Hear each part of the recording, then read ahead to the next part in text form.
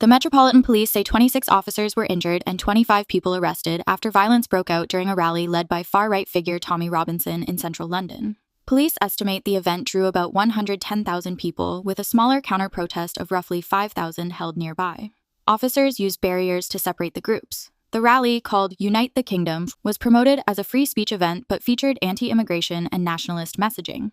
The day turned violent when some rally participants tried to breach police cordons, throwing bottles and other objects. Police say officers were punched, kicked, and hit with projectiles. 4 officers were seriously injured. Commander Claire Haynes of the Metropolitan Police said, "When officers moved in to stop them, they faced unacceptable violence. They were assaulted with kicks and punches. Bottles, flares, and other projectiles were thrown."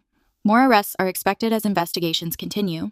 The event featured speeches from international far-right figures and a video appearance by entrepreneur Elon Musk, who criticized immigration policies. Police say more than 1,600 officers were deployed to manage the demonstrations and maintain order. President Donald Trump has announced that the United States will impose major sanctions on Russia only if all NATO members agree to stop buying Russian oil. He also called for NATO to impose tariffs of 50 to 100% on China, which he says should remain in place until the war in Ukraine ends.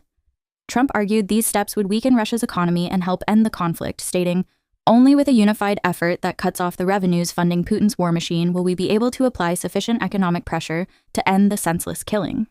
This announcement comes as NATO activates Operation Eastern Sentry, a defensive measure to bolster its eastern borders. The move follows Poland's interception of 19 drones that violated its airspace. Polish officials labeled the incident intentional, while Russia denied involvement, calling the claims baseless.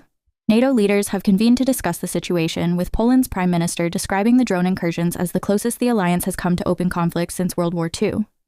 Trump's demands have sparked debate within NATO.